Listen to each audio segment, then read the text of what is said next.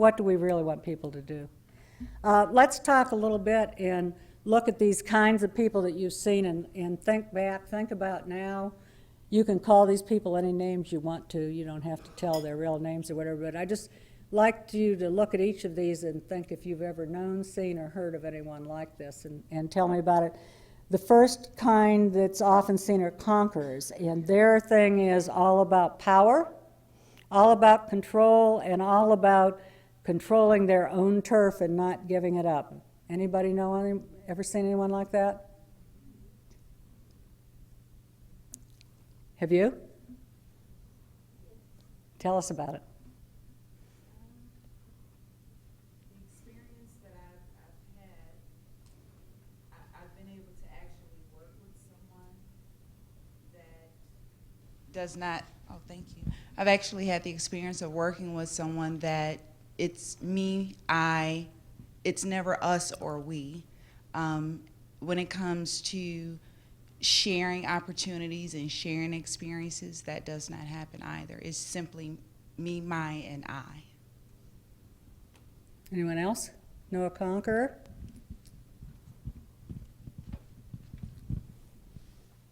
I have to admit, I think I am a little bit of a conqueror. Power, self-control, turf holding. I'm a woman in my 50s, and I actually received training about using requisite force so that when someone challenged me and I felt that I had a valid argument, to use that requisite force to stand your ground. And I've become pretty adept at it. And I think that, you know, if we're being honest, there's parts of things that we hate about bullying because they're characteristics that we all possess. So if I'm being honest, I think that the conqueror part has served me more often than it hasn't. So maybe there's a bit of also reward for, you know, exhibiting some of that characteristic. And I have too. Yeah, like, listen to what I'm saying to you. But they, and it serves us well when we're doing the conquering, when we're doing the command and control. But does it serve other people around us?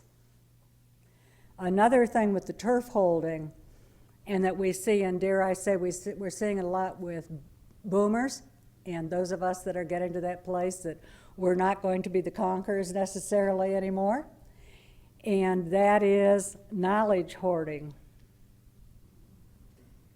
Knowledge hoarding and is one of the most terrible waste of mind and experience and things that we see over and over and over.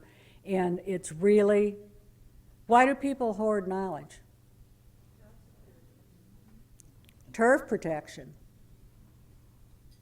I can remember in a client service group that I'd gone in and to do consulting, and they worked, it was in testing and assessment, and they had a large retail client. It's been long enough ago now, I'll tell you, it was Nordstrom's, and it had been, and there was an escalated problem, an escalated client services problem, and it came to my attention, and so I went to address it and see what was going on, and it was a complaint that hadn't been answered in a high-profile client for 3 days. And so I was inquiring, and I was fairly new there. I didn't know all the rules, you see, or the lay of the land. And I said, could someone just tell me, and I'll be happy to help you figure it out if you'll tell me why this complaint hasn't been addressed for 3 days. And they said, well, Lynn Hazel's been sick. I said, excuse me? And they said, Lynn Hazel's been sick. And she's the only one that is allowed to handle Nordstrom's, and we wouldn't dare talk to them before she came back. Now, I can tell you that the people at Nordstrom's were not particularly impressed that out of this large organization that there was only one person that could address their problems. She was. And it really was that turf holding, that it was the whole organization and that piece of knowledge hoarding. There's never knowledge hoarding in universities, is there? I didn't think so. We can go right on from that.